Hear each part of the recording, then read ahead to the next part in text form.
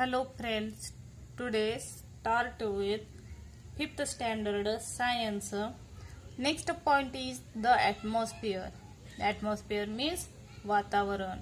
The envelope of air around the earth is called as atmosphere. आपण पाठीमागच्या तासाला बघितलंय अर्थ वरती वॉटर अँड लँडचा भाग काय झालाय surface as the occupied and air is the on the outside of the earth. See that in a last lecture and my last video. See in a description box my video.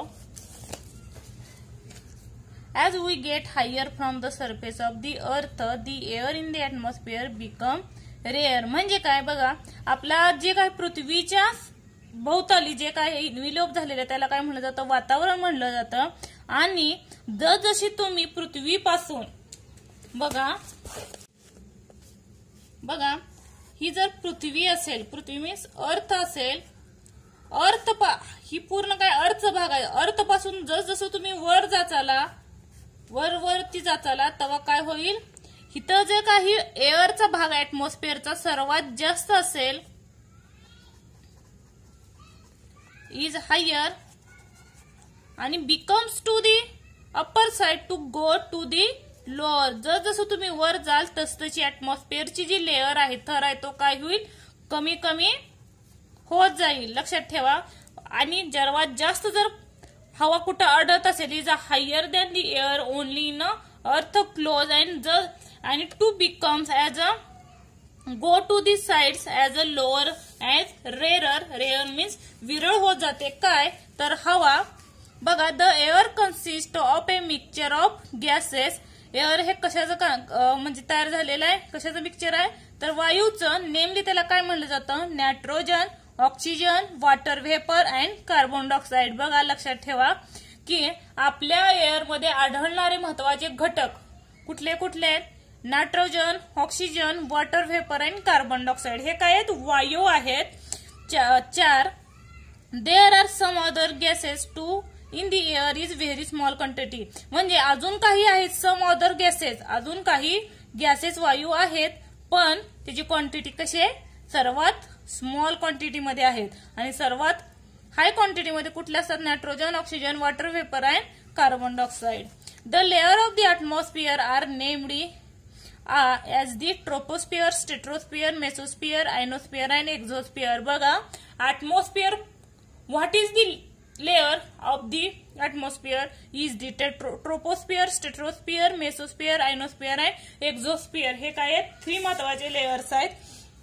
बघा पहिला कुठला आहे, ट्रोपो means तपांबर, नंतर सीतांबर, मध्यांबर, आयनांबर आणि बाह्यांबर असे वातावरणाचे 5 काय प्रकार दिसून येतात. नंतर बघा, the layers in extend from the earth surface to the highest about the 13 kilometre आज कॉल्ड एज ट्रोपोस्फियर. जर ही अर्थ बघितली, हा अर्थच्या क्लोज टू दी 30 किलोमीटर, तुम्ही जर अर्थ पासून 13 किलोमीटर वरती गेला तर त्या वातावरणात आपल्याला काय दिसून येईल, ट्रोपोस्फियर दिसून येईल. The condition in the troposphere change continuous. ह्याच्यात जे काही वातावरण आहे ते सतत काय होत असतं, चेंज होत जातं. They are affect the living worlds to great extent. आणि ह्या बदलाचं काय होतं, जर ट्रोपोस्फिअर मध्ये काही चेंजेस झाले ऍटमॉस्फिअरचा तर त्याचा पूर्ण परिणाम आपल्या पृथ्वीवर जे काही लिव्हिंग वर्ल्ड आहे, सजीव सृष्टी, लिव्हिंग वर्ल्ड मध्ये काय येणार, अॅनिमल आणि प्लांट दोन्हीही येतात. या जो movement of the plant and animal, बरोबर आहे का. जेव्हा इथं काही बदल चेंजेस होत जातील तो पूर्ण चेंज आपल्या लिव्हिंग थिंग्स होत जाईल. नंतर the surface of the earth get heated on the heat receive the sun. आणि जी काही हीट आहे ती काय करते, ह्या भागामध्येच रिसीव्ह केली जाते, कुठल्या ट्रोपोस्फिअर मध्ये. नंतर hence the air nearest the surface is the hottest. जर एअरच्या नियर बघितला जो सरफेस आहे तो कसा आहे, हॉटेस्ट आहे, म्हणजे एकदम गरम आहे. As the higher in this troposphere is become cooler. जर ट्रोपोस्फिअरच्या वरती गेला तर तिथलं जे ऍटमॉस्फिअर आहे ते कसं असेल, as a cooler as compare to the troposphere. म्हणजे जो काही पृथ्वीवरचा जो सरफेस आहे, हा जो सरफेस आहे पूर्ण तो कसा असतोय, हॉटेस्ट असतोय आणि त्याच्या क्लोज जसं वरती जाल तसं ते वातावरण, ते ऍटमॉस्फिअर आहे ते कसं जातं, चेंज होतं जातं ऍज अ कूलर. नंतर बघा, almost all the water vapours in the water vapours म्हणजे पाण्याची वाफ in the atmosphere is container the troposphere. म्हणजे सर्व जे काही ऍटमॉस्फिअर म्हणजे काय वातावरण, ते ऑलमोस्ट कुठं आढळून येतं, ऍज अ ट्रोपोस्फिअर मध्ये सर्व काही वातावरण आढळून येत आहे. जो वॉटर वेपर सुद्धा कुठं आढळतं, पाण्याची वाफ सुद्धा या भागात, ट्रोपोस्फिअरच्या भागातच, पृथ्वीच्या भागावरच्या क्लोज ऍज अ 30 किलोमीटर त्या भागात होत असते. That is all weather related phenomena means घटक such as formation of cloud, rain, fog, wind and storm takes place in the troposphere. बघा, जे काही धुके असेल, पाऊस असेल, ढग असेल, वारे, वादळ, हा जो काही पूर्ण भाग आहे, पाऊस पडण्याची क्रिया, रेन, फॉग म्हणजे धुके, वाइंड, वारे, स्ट्रॉम्स, जे काही होतं ते सर्व क्रिया कुठं होतं, तर अर्थ क्लोज टू दी ट्रोपोस्फिअर, या ट्रोपोस्फिअरच्या भागातच होत असतात. नंतर the air on a high mountain is rare than the air near the earth surface. तुम्ही जर वरती कुठेतरी उंच ठिकाणी गेला तर त्या ठिकाणी जर तुम्ही ऍटमॉस्फिअर बघितलं तर ऍज अ व्हेरी रेअर, म्हणजे जो काही खालच्या भागात जेवढं काही ऍटमॉस्फिअर आहे त्याच्यापासून म्हणजे हायेस्ट भागाला जे काही ऍटमॉस्फिअर आहे ते काही रेअर होईल, म्हणजे विरळ झालेलं दिसून येईल. माउंटेन म्हणजे काय, उंच ठिकाणी. नंतर बघा, aeroplane fly in a higher part of the troposphere. म्हणजे जे काही एरोप्लेन जातं तो फ्लाय कुठं होतं, हायर पार्ट म्हणजे ट्रोपोस्फिअरच्याही वरच्या भागात काय जातं, एरोप्लेन जातं. आणि जो काही ब्रीदिंग घेण्याचा भाग आहे ऍटमॉस्फिअरचा तो फक्त ट्रोपोस्फिअर मध्येच आढळतो, एवढं लक्षात ठेवा. यात नाही दिलेलं पण मी सांगते. There are the air is very rare. जेव्हा काही ही एरोप्लेन आहे तो काही व्हेरी रेअर मध्ये आढळतोय, म्हणजे तिथं हवा काय होते, कमी झालेली दिसून येते. त्याच्यामुळे काय होतं बघा, therefore arrangement have to made to ensure that passenger get enough air for breathing. तिथं जे काही पॅसेंजर आहेत, जे काही जाणारे म्हणजे माणसं आहेत पॅसेंजर, त्यांना काय ब्रीदिंगला प्रॉब्लेम होतो, म्हणून तिथं काय बसवलेलं असतं बघा, ऑक्सिजनची अरेंजमेंट केलेली असते. कुठं, तर एरोप्लेन ज्या ठिकाणी जाणार आहे ट्रोपोस्फिअरच्या वरच्या भागात हवा रेअर झाल्यामुळे तिथं ऑक्सिजनची म्हणजे अरेंजमेंट केली जाते. नंतर beyond the troposphere up to height about 50 kilometre from the earth layer is called a stratosphere. As a 13 kilometre of the troposphere and earth to 50 kilometre is a stratosphere. Stratosphere मध्ये काय सांगितलंय बघा, in the lower part in the stratosphere is the layer of gas called ozone. ह्या stratosphere आणि ट्रोपोस्फिअर च्या मध्ये कुठला भाग लेअर आढळते, तर ओझोनची लेअर आहे. ओझोन लेअर ही आपल्या लिव्हिंग थिंगसाठी खूप महत्वाची आहे. बघा काय सांगितलंय, अल्ट्राव्हायलेट रेज, जी काही सन असेल, सन पासून जी काही अल्ट्राव्हायलेट रेज येतात ते कसे असतात, लिव्हिंग थिंग्सला, अर्थवरच्या लिव्हिंग थिंग्सला काय असतात, हार्मफुल असतात. बरोबर आहे का, हार्मफुल म्हणजे घातक असतात. बट दी ओझोन लेअर ही काय ओझोनची लेअर आहे, निळ्यामध्ये दिसते बघा, डार्क ब्ल्यू मध्ये, ती ओझोनची लेअर काय करते, ऍब्सॉर्ब दिस लेअर, जी काही सूर्यापासून जी काही अल्ट्राव्हायलेट रेज येतात, अतिनील किरणे येतात, ती काय करते, ओझोन लेअर ऍब्सॉर्ब करून घेते आणि काय करते, आपली जी अर्थ आहे त्याचं काय करते, ती प्रोटेक्शन करते. कशापासून, ह्या सन पासून येणाऱ्या अल्ट्राव्हायलेट रेज पासून. नंतर बघा, use your brain power. In which layer of the atmosphere do we see in rainbow. जो काही रेनबो दिसतो तो आपल्या पृथ्वीच्या कुठल्या लेअर मध्ये येतो, ऍज अ ट्रोपोस्फिअर, स्ट्रेटोस्फिअर, मेसोस्फिअर, कायनोस्फिअर का एक्झोस्फिअर, कुठल्या लेअर मध्ये येईल ते तुम्ही सांगायचं. पुढच्या लेक्चर व्हिडिओमध्ये मी सांगेल. Mountaineers carrier oxygen in a cylinder when the climb mountain that the more of 5000 metre high. What cloud the reason for that.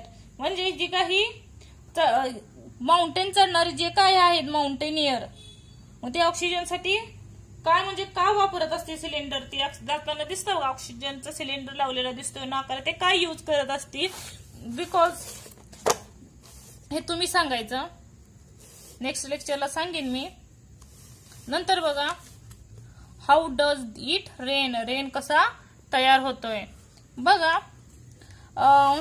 इथं दाखवलंय बघा, water on the earth evaporated continuously due to the heat of the सन.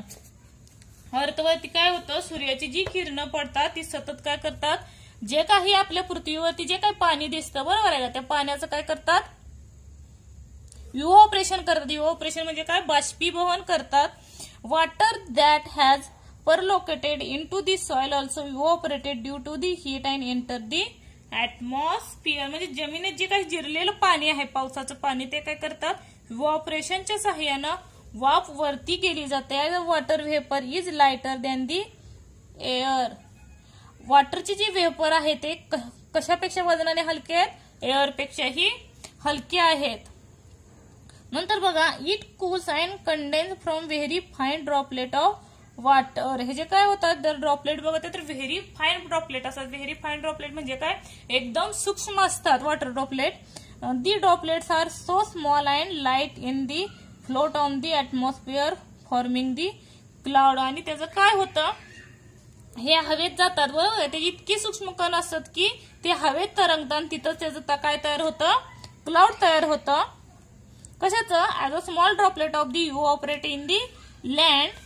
नंतर बघा, this small droplet into together and form bigger droplet. म्हणजे काय, हे जे कण आहेत ड्रॉपलेटचे, जे काही कण आहेत ते काय होतात बघा, काय काय प्रोसेस सांगितले. हे काय वॉटर्स आहेत, पृथ्वीवरची लँडवरती काय वॉटर्स आहेत. या वॉटरचं बाष्पीभवन होत असतं.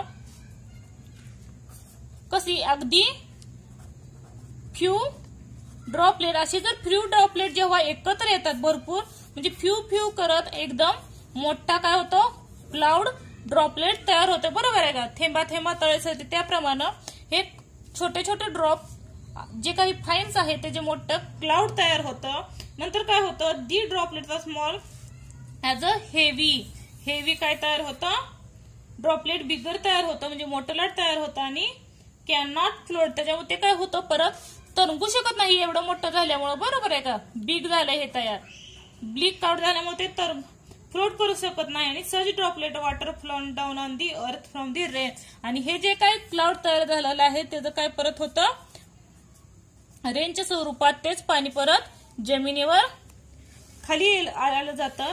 दिस rain water flow into rill streams and reverse.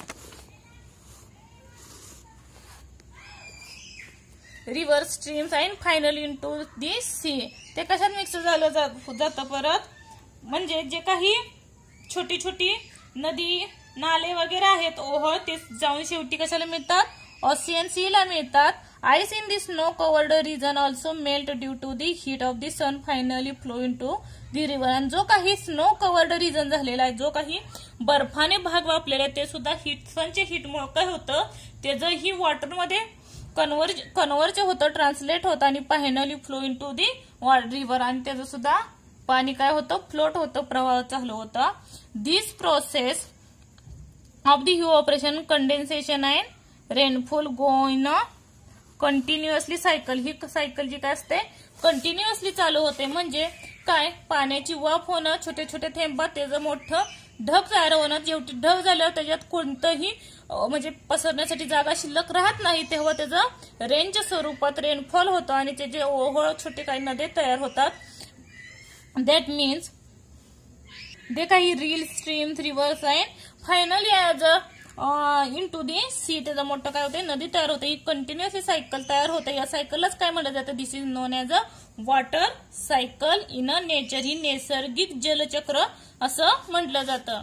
नंतर बघा, दी बायोस्फिअर. बायोस्फिअर म्हणजे काय, आता जीवावरण, आपण जीवावरणामध्ये बघत बायोस्फिअर मध्ये आता 3 पार्ट, ऍटमॉस्फिअर, लिथोस्फिअर आहे hydrosphere. Make the long list as you can all living things you see in a lithosphere, hydrosphere आहे, ऍटमॉस्फिअर. ह्याची काय बनवायची, आपल्याला लिस्ट बनवायची की हायड्रोस्फिअर मध्ये कुठले येतात, लिथोस्फिअर मध्ये कुठले येतात आणि ऍटमॉस्फिअर मध्ये कुठले कुठले बर्ड येतात, लिथोस्फिअर मध्ये कुठले कुठले अॅनिमल्स किंवा प्लांट आढळतात आणि हायड्रोस्फिअर मध्ये कुठले प्लांट आणि अॅनिमल म्हणजे लिव्हिंग थिंग्स मध्ये आढळतात ते विचारले बघा. ते तुम्ही सांगू शकता, इझिली लिस्ट बनवू शकता बघा. There are innumerable kinds of living things on the earth. जर अर्थ वरती बघितले तर अनन्युमरेबल्स काय आहेत, काइंड्स ऑफ लिव्हिंग थिंग म्हणजे आपल्याला मोजताही येणार नाही तेवढे सजीव सृष्टी आढळून आलेली आहे. याचं प्रत्येकात वेगवेगळ्या अडॅप्टेशन व्हरायटी सुद्धा दिसून येतात. इनन्युमरेबल मीन्स न मोजता येणारे. The various region of the earth differ in many ways. Some regions are always covered with ice while other have a hot climate. म्हणजे काही ठिकाणी बघितलं याचं सम रिजन म्हणजे काही प्रदेशात बघत तर काय are always covered in with ice. कायम जर भाग बघत तर तो कसा असतो, आईसच असतोय. आपल्या जर इंडियामध्ये बघत तर जम्मू काश्मीर असेल, हिमालय प्रदेश असेल तर तिथं काय असतो, स्नोई रिजन दिसतोय. But as a Rajasthan is a very hot region म्हणजे त्याच्याप्रमाणे ते क्लायमेट तयार झालेले आहे. There are mountain in some places and plains in other. काही ठिकाणी माउंटेन दिसतं, माउंटेन म्हणजे उंच ठिकाण दिसतं, टेकड्या दिसतात, आणि काही ठिकाणी प्लेन म्हणजे सपाट जे काही लँड आहे ते दिसून येतं. Some places have the lot of rainfall where other are dry desert. काही ठिकाणी काय होतं, लॉट ऑफ प्रमाणापेक्षा काय होतं, रेनफॉल होतोय, पाऊस पडतोय. बट आणि वेरी ठिकाणी डेझर्ट ठिकाणी काहीच पाऊस पडत नाही. म्हणजे हे काय प्रत्येकाचं लिव्हिंग थिंग्स आहे, प्रत्येक ठिकाणी वेगवेगळं आहे. They are different in all places. There are salty seas and oceans and also fresh water lake. काही ठिकाणी जर सीज बघत तर सीज ओशियन बघत तर ते कसे आहेत, साल्टी आहेत. आणि लेक्स वगैरे बघितले तर ते कसे आहेत, ऍज अ फ्रेश वॉटर म्हणजे गोड पाणी आहे. The oceans is shallow near the coast but away from the coastal line. The ocean can be several kilometres deep. म्हणजे काय किनाऱ्यापासून दूर सुद्धा आढळून आलेलं दिसून येत आहे. कोस्टल्स आणि म्हणजे बरेच ठिकाणी हे खोलवर पसरलेलं आहे. We see a great variety in the living things that inhabited these different regions. Different region मध्ये बघितलं म्हणजे वेगवेगळ्या प्रदेशात बघितलं तर आपल्याला काय दिसून येतं, great variety of living things. As a seen Rajasthan as a different region आहे. as the plant and animals are different as the compared to the snowy region as a compared to the plant and animal. जर तुम्ही हिम प्रदेशातले जे animals बघितले किंवा राजस्थानमध्ये तर compare केलं तर दोन्ही अॅनिमल्स किंवा प्लांट आपल्याला काय दिसून येते, वेगवेगळे दिसून येते. म्हणजे ज्या त्या रिजननुसार काय असतात, as a different region as a great variety of the living things. The polar bear as seen only in a snowy bound in a polar region. जर पोलर बियर सारखा जर अॅनिमल बघितला तर तो फक्त कुठे आढळतो, ऍज अ स्नोई रिजन म्हणजे पोलर रिजन म्हणजे बर्फाळ प्रदेशातच राहतो. Zebras are found in Africa and kangaroos are found only Australia. हे फक्त तिथंच आढळतात, दुसरीकडे दुसऱ्या रिजन मध्ये आढळत नाही. झेब्रा कुठे आढळतो, फक्त आफ्रिकामध्ये, आणि kangaroo in Australia. These animals are not found any other region. हे बाकी दुसऱ्या ठिकाणी दिसून येत नाही. Not found in other region मध्ये हे अॅनिमल्स आढळत नाहीत. Not to see. Elephants and lions are found in the region hot climate. Elephant lion हे कुठे आढळतात तर हॉट क्लायमेट मध्ये आढळतात. त्याचबरोबर कॅमल वगैरे बघितलं तर कॅमल, सेंटीपेड असेल, लिझार्ड असेल, रॅबिट असेल, हे सुद्धा कुठे आढळतात, ऍज अ हॉट क्लायमेट मध्येच आढळतात. Plant in all this different region in show in a great variety. ज्या प्रकारे अॅनिमल मध्ये ग्रेट व्हरायटी होती त्याचप्रमाणे प्लांट मध्ये सुद्धा ग्रेट व्हरायटी. जर तुम्ही राजस्थान मध्ये बघितलं as a region as a cactus, acacia as a plants are found in, and the snowy regions see that the ashoka tree, the other plants as a see and a different variety. That is see the variety is a character is those different regions. त्याचं characteristic सुद्धा काय असतं, वेगवेगळं असतं. जर hot region मधलं जर बघितले प्लांट तर कसे असतात, ऍज अ थ्रॉन लाईक असतात म्हणजे काटेरी असतात. तर स्नोई रिजन मध्ये कसे असतात, ऍज अ कोन शेपड म्हणजे कोणासारखा प्लांटचा शेप असतो, त्याच्यामुळे तो बर्फ खाली आला जातोय. Many different kinds of plant, animals and micro organism are found in everywhere on the earth. म्हणजे बऱ्याच प्रकारचे प्लांट, अॅनिमल्स आणि मायक्रो ऑर्गॅनिझम कुठं फाउंड होतात, एव्हरीवेअर म्हणजे सगळीकडे आढळून येतात. ऑन दी अर्थ फक्त एवढंच की डिफरंट आढळतात, सारखे नाही. On the land, water and the earth. आणि हे कुठं आढळतात, plant, animal and micro organism, land, water and air. Living things exist in the lithosphere, hydrosphere. म्हणजेच कुठल्या पार्टमध्ये लिथोस्फिअर, हायड्रोस्फिअर अँड ऍटमॉस्फिअरच्या भागात आढळतात. Land, water, air means lithosphere, hydrosphere and atmosphere. They also interact with the sphere. The living words constitute of the biosphere. ही सजीवसृष्टी कुठल्या घटकात येते लक्षात ठेवा, ऍज अ बायोस्फिअर मध्ये आढळून येते. थँक्यू.